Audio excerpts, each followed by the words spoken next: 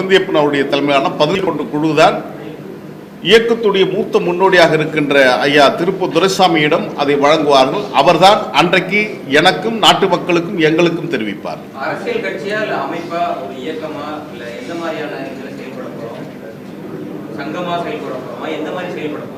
அரசியல் இயக்கமாக நிச்சயம் பணியாற்றுவோம் என்பதை முடிவு செய்திருக்கிறார்கள். கட்சியாக நம்ம அப்படியே எடுத்துக்கொள்ளலாம். இயக்கமாகவும் இருக்கலாம். உங்களுடைய எண்ணங்கள் செயல்பாடுகள் எல்லாம் திராவிட முன்னேற்ற கழகத்தின் கட்சி ஒத்து போகிறது. நீங்க அரசியல் கட்சியாக ஆகும்பொழுது திராவிட முன்னேற்ற கழகத்தோடு கூட்டணி அமைக்கக்கூடிய சூழ்நிலை ஏற்பட்டால் ஏற்கனவே மதிமுக இருக்கிறார்கள், எப்படி அதை ஒத்து போகும்? இது திராவிட இயக்கத்துடைய நெடிய பாரம்பரியம் தான் நாங்கள் பின்பற்றப் போவது. நான் சொன்னதை போல் 1916 தோற்றுவிக்கப்பட்ட அந்த தென்னிந்திய நலவுரிமை சங்கம் தான் நீதி கட்சியாக மாறியது.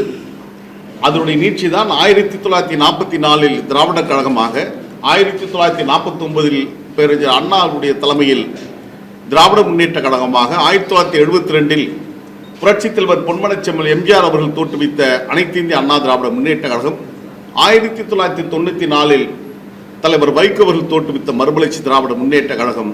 இன்றைக்கு நாங்கள் தொண்டர்களுக்கு தோற்றுவிக்கப் போகின்ற புதிய இயக்கம் திராவிட இயக்கத்தின் கருத்தியலை உறுதியாக இதயத்தில் பதித்து மேற்கொண்டு அதில் வெற்றியை நோக்கி நகர்கின்ற களத்தில் நாங்கள் நிற்போம்.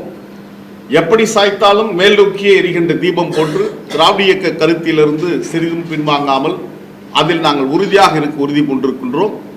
கூட்டணி குறித்தெல்லாம் இப்பொழுது நாங்கள் சிந்திக்கவில்லை. எதிர்காலத்தில் அப்படி ஒரு வாய்ப்புகள் வறுமையானால் நிச்சயம் களம் காண நாங்கள் காத்திருக்கிறோம். காரணம், ஏறக்குறைய 32 ஆண்டு கால அரசியல் பொது வாழ்வில் ஈடுபட்டிருக்கின்ற எங்களுக்கும் அந்த விருப்பங்கள் இல்லாமல் இல்லை. ஆக சட்டமன்றத்திற்கோ நாடாளுமன்றத்திற்கோ எந்த வாய்ப்பு கிடைத்தாலும் அந்த வாய்ப்பை மறுதளிக்கின்ற இடத்தில் நாங்கள் இல்லை. எங்களுடைய கட்சி ஏற்கனவே நாங்கள் இருந்த தலைவரோ அல்லது அவருடைய மகனோ 2 ஆண்டுகளுக்கு முன்னால் பேரறிஞர் அண்ணா பிறந்த நாள் விழாவில் நான் பெரியாரை போல் இருக்க விரும்புகிறேன் என்று சொல்லிவிட்டு, அதே பெரியார் பிறந்த செப்டம்பர் 17 நான் முடிவெடுக்க முடியாது, கட்சி தான் முடிவெடுக்கும் என்று சொல்லி அதை நோக்கி நகர்ந்து இன்றைக்கு அவர் நாடாளுமன்ற உறுப்பினராக இருக்கின்ற அந்த செய்கையெல்லாம் கண் முன்னால் விரிந்திருக்கிறது. ஆனால் இந்த எங்களுக்கு விருப்பங்கள் இருக்கிறது, விருப்பங்கள் இல்லாமல் இல்லை. அப்படி ஒரு வாய்ப்பு கிடைக்குமானால் நிச்சயம் கலங்காடுவோம். அவர்களை பற்றி அவர்கள் ஒரு இயக்கம் தொடங்கி நடத்தி கொண்டிருக்கிறார்கள். நாங்கள் எங்களுடைய பயணத்தில் நாங்கள் உறுதியாக செல்வோம். மதிமுகவுக்கு நீக்கப்பட்ட பிறகு உங்களால் பெரும் பாதிப்பு ஏதாவது ஏற்பட்ட கட்சி சார்ந்து ஏதாவது? ஏன்னா வைகோ அவர்கள் திமுக விலகிய பிறகு பெரும் பிரச்சனைகள் ஏற்பட்டது, பெரும் அலுவலக மாவட்ட செயலர்கள் மீது எல்லாம் நடந்தது. நீங்க வந்த பிறகு அந்த மாதிரியான ஒரு சூழல் எதுவுமே ஏற்படுத்தி நாங்கள் திரண்டிருக்கிற எல்லாருமே மதிமுக இருந்தவர்கள் தான். என் பின்னால் அறிந்திருக்கின்ற அத்தனை 1000 பேரும் மதிமுக இருந்து வந்தவர்கள், புதியவர்களும் வந்து கொண்டிருக்கின்றார்கள். நாங்கள் யார் என்பது கால ஓட்டத்தில் தான் காலம் தீர்மானிக்கும். அதை நிச்சயம் நாடு பார்க்கும்.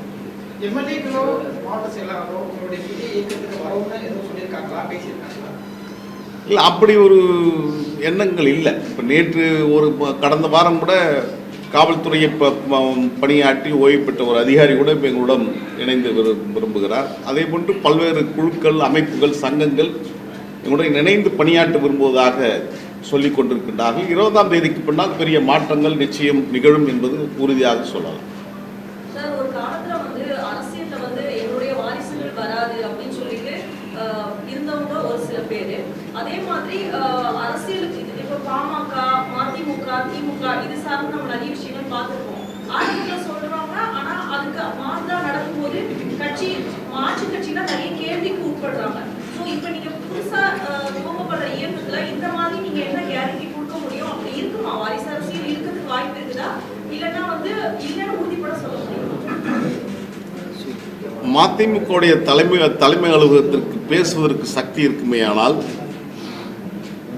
தலைவர் வைகோ அவர்கள் அந்த தாயகத்தில் அமர்ந்து கொண்டு 1000 முறை ஓங்கி ஓங்கி அந்த மேசை அடித்து சத்தியமாக என் குடும்பமோ என் மகனோ அரசியலுக்கு வரமாட்டார்கள் என்று அடித்த சத்தியங்கள் இன்னும் உயிர்ப்போடு இருக்கும் என்று நான் நம்புகிறேன்.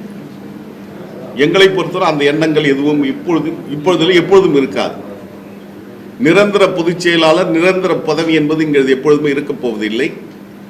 தோழர்கள் ஒன்றிணைந்து இத்தனை முறைதான் ஒருவர் இந்த பொறுப்பில் நீடிக்க முடியும் என்ற முடிவோடு தான் நாங்கள் களத்தில் வருகிறோம். எனவே அதை சார்ந்து சட்டத்திட்டங்கள் உருவாக்குகின்ற ஒரு குழுவும் 20ஆம் தேதி அமைக்க இருக்கிறோம். இது ஒரு ஜனநாயகபூர்வமான அமைப்பாக இருக்கும். நிச்சயம் மதிமுக எப்படி சர்வதிகார போக்கில் திசை மாறியதோ அதை போன்று அல்லாமல் நாங்கள் ஒரு ஜனநாயகபூர்வமான பண்பு நிலை உள்வாங்கிதான் எங்களுடைய அமைப்பை நிச்சயம் உருவாக்கும். அதில் வெற்றியும் பெறுவோம். எதிர்காலம் இது குறித்து பேசும்.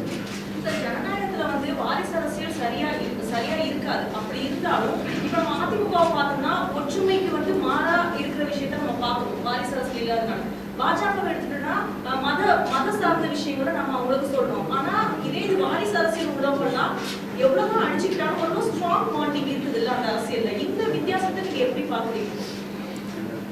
ஒரு இயக்கம் என்ற ஒரு இன்ஸ்டிடியூஷனாக மாறுகின்ற போது அதிலிருந்து அந்த இணைப்பு நீங்கள் சொல்வதை போல் இருப்பது உண்மைதான். ஆனால் ஒரு ஜனநாயக அமைப்பில் அப்படிப்பட்டது வந்து ஆரோக்கியமான ஒன்று அல்ல என்பதுதான் உளவியல் ரீதியாக நாம் புரிந்து கொள்ள வேண்டிய ஒன்று. நீங்கள் சொன்னதை போன்று பாரதிய ஜனதா கட்சி மதவாத சிந்தனை கொண்டவர்கள் என்று நீங்கள் சொல்லுகின்றீர்கள்.